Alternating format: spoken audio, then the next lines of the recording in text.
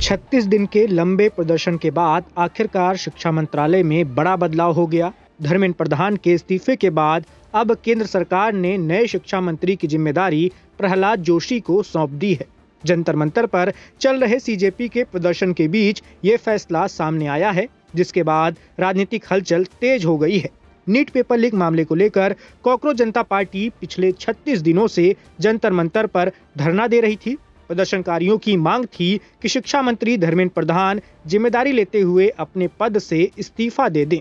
अब जब धर्मेंद्र प्रधान ने इस्तीफा दे दिया है तो प्रदर्शनकारियों ने इसे अपनी बड़ी जीत बताया है। जंतर मंतर पर सीजेपी प्रमुख अभिजीत दीपके ने कहा कि सरकार में इस्तीफे नहीं होते, ऐसा कहा जाता था, लेकिन अब जनता अपनी आवाज मजबूती से उठाती है तो बड़े फैसले भी बदलने पड़ते हैं।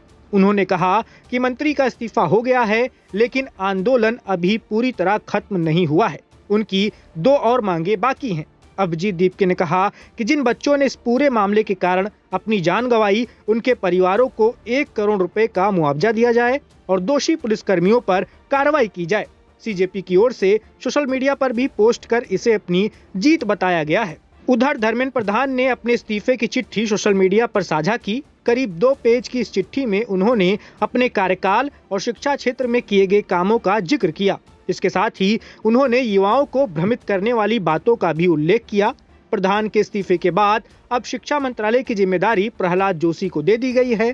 प्रहलाद जोशी इससे पहले केंद्र सरकार में कई अहम मंत्रालयों की जिम्मेदारी संभाल चुके हैं। अब उनके सामने शिक्षा क्षेत्र से जुड़े कई बड़े मुद्दों को संभालने की चुनौती होगी। प्रधानमंत्री नरेंद्र मोदी के नेतृत्व वाली सरकार के पिछले कार्यकालों में विरोध के चलते किसी केंद्रीय मंत्री का इस्तीफा देना एक बड़ी राजनीतिक घटना मानी जा रही है। इससे पहले 2018 में विदेश राज्य मंत्री एमजे अकबर ने इस्तीफा दिया था, लेकिन वो मामला अलग परिस्थितियों में हुआ था। वहीं सोनम वांगचुक, जो सामाजिक कार्यकर्ता हैं, उन्होंने अस्पताल से एक पोस्ट कर इस घटनाक्रम को लोकतंत्र की जीत बताया है।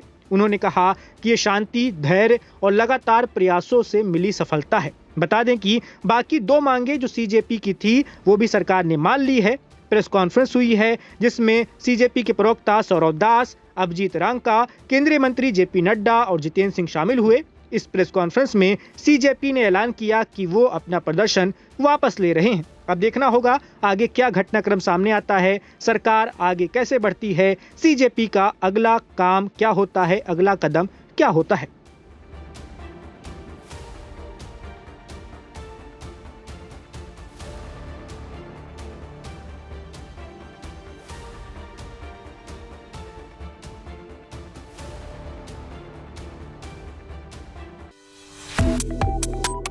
Subscribe to One India and never miss an update.